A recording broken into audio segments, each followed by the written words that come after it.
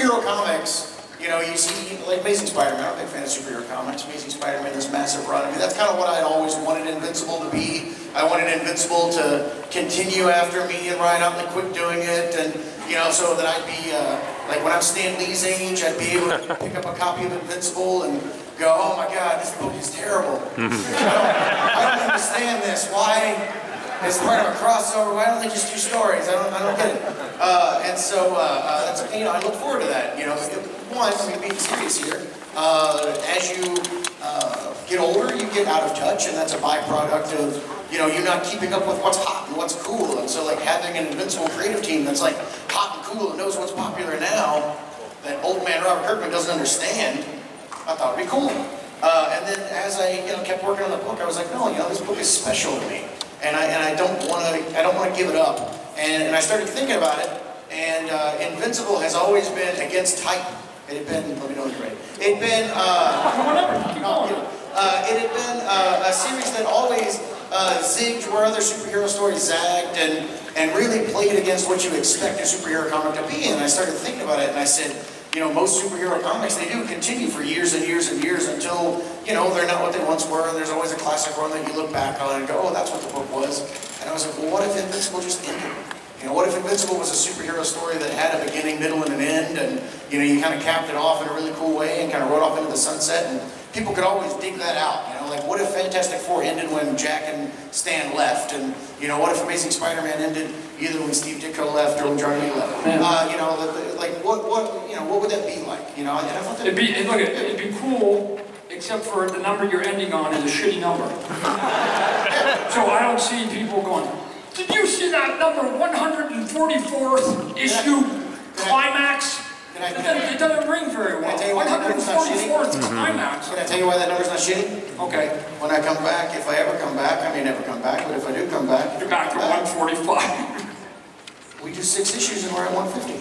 Oh, he's got you already. You're at an anniversary within a half hour.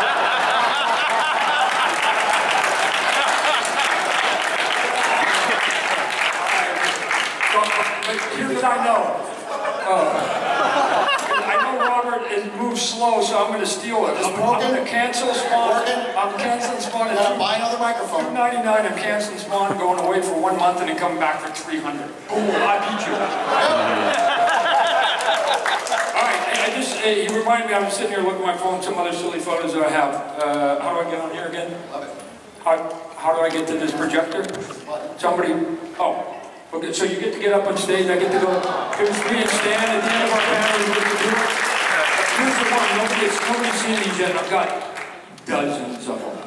Is it Stan because he's a 94-year-old man, he's a great guy, I like being up on stage with him all the time, right? He likes to take a nap a lot of times, so who gets to actually pretend to I'm acting, he's not. So whenever he's doing that, I always come in there and all his people then sit there and they go, gosh, you know how many times we wanted to do that, but we'd get fired. And I go, oh yeah, it doesn't end there, right? You get the full report.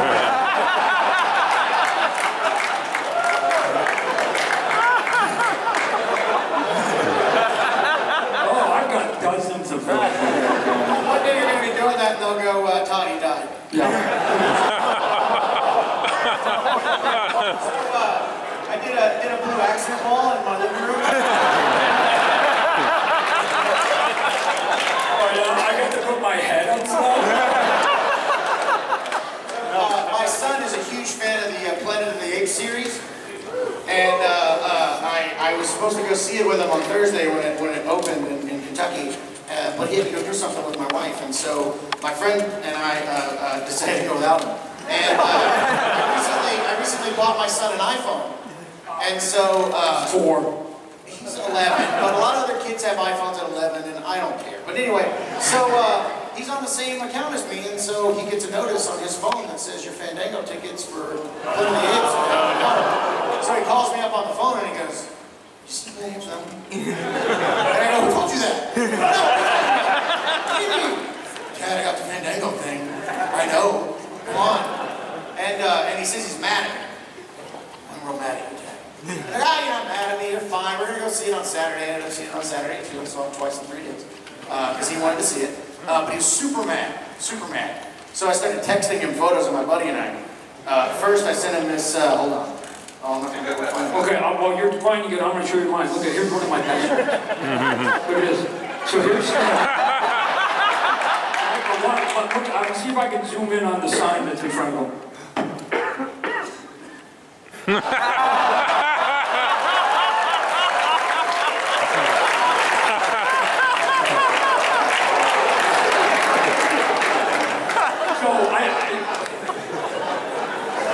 Anyways, I've got lots of these photos. I'm going to do a whole one. Nap time with Stan someday.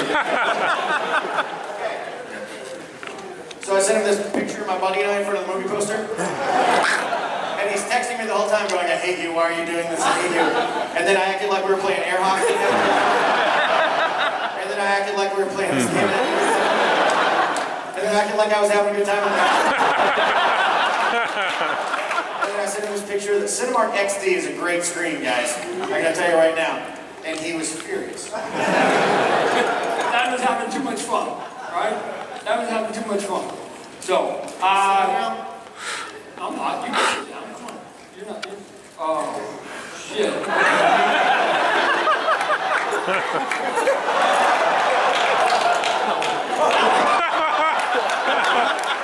us played Pac-10, one of us didn't.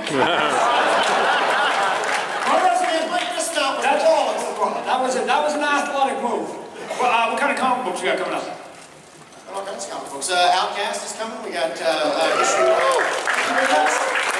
30 out soon. Issue 31 is a standalone issue that focuses on a new villain. And then issue 32 is going to be the start of a big storyline. So that'll be starting in December, I believe. Really excited about that. So we're going to be ramping the pace up. There'll be a lot more action, a lot more cool stuff. So it's going to be great. We're just keep treading towards Spawn. If any of you guys haven't seen Spawn, let me encourage you right now. We've got a new artist on the book, a guy named Jason Sean Alexander. Yes? Oh, no, I've got good insurance. Don't worry about it. We're good. No, we're good. I promise if he falls, I will catch him. Yeah, you saw him in the photo, right? He'll catch me. We've got Spawn 276. If you guys haven't seen Spawn for a while. Okay. That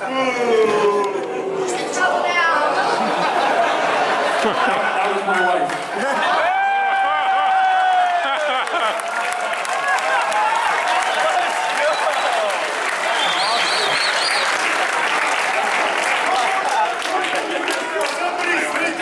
Yeah. 32 years I've been married.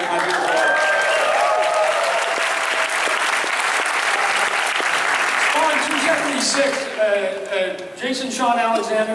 If you haven't looked at a book for a while, I hired Jason. He's got this really odd, evocative artwork. He's crazy because he does these paintings for the cover. He sent me the cover, and he goes, what do you think of the cover? I go, I love it. And then he pulls back the photo, and the cover is as big as his car. He paints, I didn't even joke right now. He paints his covers that are like this big, and he has like, I think he swings in like Pollock in that movie, and he splashes stuff. And I go, what are you doing? And I go, no wonder you can't meet the deadline, because everything was like 5 feet tall. But his stuff is really sort of odd. It's odd and interesting to look at. And 277's done, and 278, he sent me the first couple pages. And if you just sort of, it's sort of the vibe I'm going for in the direction of Spawn anyway. I sort of encourage you to take a look because it's sort of funky, cool stuff. We're going to be doing, I don't know if any of you guys saw the Spawn Kills Everyone, right? We're going to do another one, Spawn Kills You Too, right? Otherwise known as Baby Spawn Has Babies, right? And he's just going to start turning little babies, right? So he's a baby with little babies. And Is that the medical term for that? I think turning baby? He's turning baby. In my book, he's turning babies.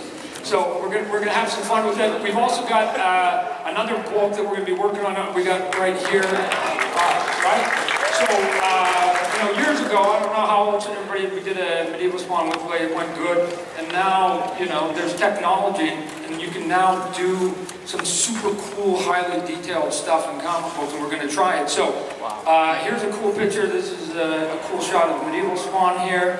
And then we've got, for any people like, Game of Thrones, and want some of that, right? You're going to get that look, and there's the detail of it. The mastermind behind that one is a gentleman, Brian Haverland. He's somewhere in the audience here. So Brian, if you want to stand up, I think.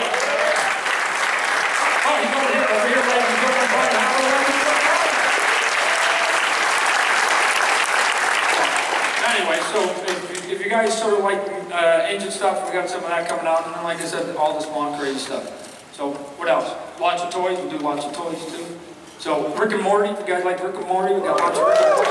Here's some of the stuff. There's a bunch of the logos that we do, but Rick and Morty. That right up in the top right, Five Nights at Freddy. I've been in the toy business now, ladies and gentlemen, for over 2 decades. The single biggest thing we've done, bar none. Bar none. I've never had anything that was so popular that I literally am turning orders away from Toys R Us and Target and Walmart because I can't make it fast enough, right? It's this app game that, like, if your kids are too young, you really haven't heard about it too much, and if you're too old, but man, if you're in that sweet spot, it's crazy. It was the single biggest selling brand that wasn't sort of Avengers or Star Wars at Christmas time in all those retailers right now. So, and right now they're tracking it. Rick and Morty might be a big surprise. Well, you have Stranger Things. Netflix is starting to license some stuff. So we've got some Stranger Things and Star Trek. So we've got some cool stuff, Destiny, that's coming out there. So you're going to send me those Destiny toys early, right? Yes, he's always mooching. He's always saying, Todd, I didn't get the, oh, I don't even have them in my office. I don't even have them in my office. If you can't use these relationships to your advantage, I mean, yeah. What are you doing? So, what about Hollywood? What do you got going? I mean, we know you got, but I know. See, this is where you get me, because I feel like we're just talking.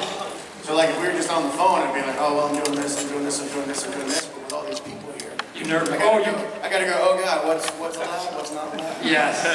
Not allowed. So we're doing. Well, you can say stuff. We're doing an Invincible movie. You know a little bit about these movies. I do know Invincible. We're gonna get Seth Rogen and Evan Goldberg are writing and directing. They're hard at work right now, so they tell me on the story. And yeah, we're real excited about that. Doing that with Universal.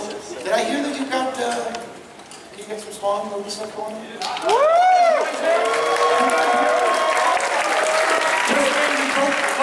for years I've been teasing you. I had no idea that was the next slide. That was the best time.